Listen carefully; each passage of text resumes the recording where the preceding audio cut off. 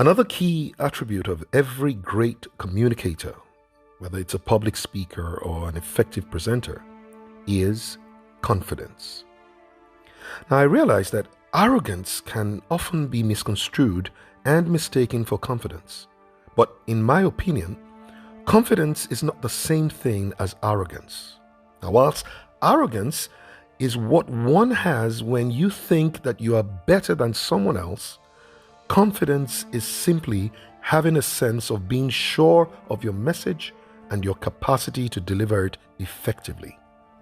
However, as you build expertise in your subject matter, you must be careful not to fall into the dangerous trap called the arrogance of knowledge, which usually comes from much learning and research into a particular subject area.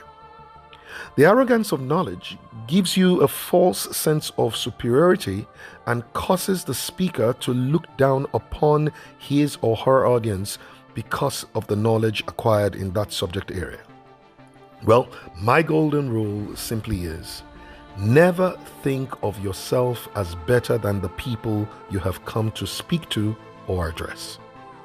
Thinking you're better or smarter or wiser than your audience usually leads to arrogance and overconfidence, which has ultimately resulted in the downfall of many speakers, trainers, facilitators, and consultants.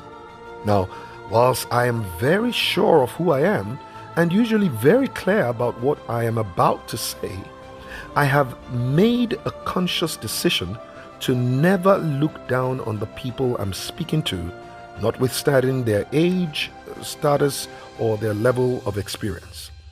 I simply do not consider myself better than anyone else, even if I may have more knowledge or be more experienced in the particular area of expertise in consideration.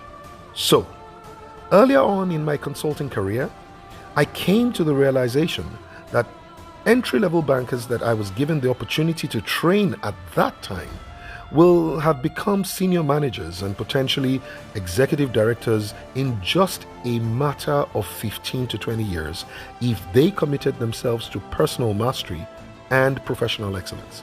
And this is why I consciously refused to think of entry-level bankers as greenhorns, as most people would call them, whenever I was given the opportunity to facilitate their induction programs into the bank. Instead, I consciously thought of them as top-level executives in the making and deliberately gave them all the due regard that you would naturally expect to be extended to top executives. Fast forward several years, many of the top executives in Nigerian banks and other institutions today were people who I trained at their entry-level induction programs. Most of them remember me fondly and are quick to honor me with golden opportunities to add value to their organizations today. However, it is important that you must capture this point if you aspire to become an effective and an impactful speaker. Be confident, but do not be arrogant. Because arrogance puts people off. It pushes them away and distracts them from your message. People can see arrogance in your body language beyond the words that you speak. So, you must be careful to make sure that your confidence supports your message and does not become a distraction to the message. So, I want you to always remember this.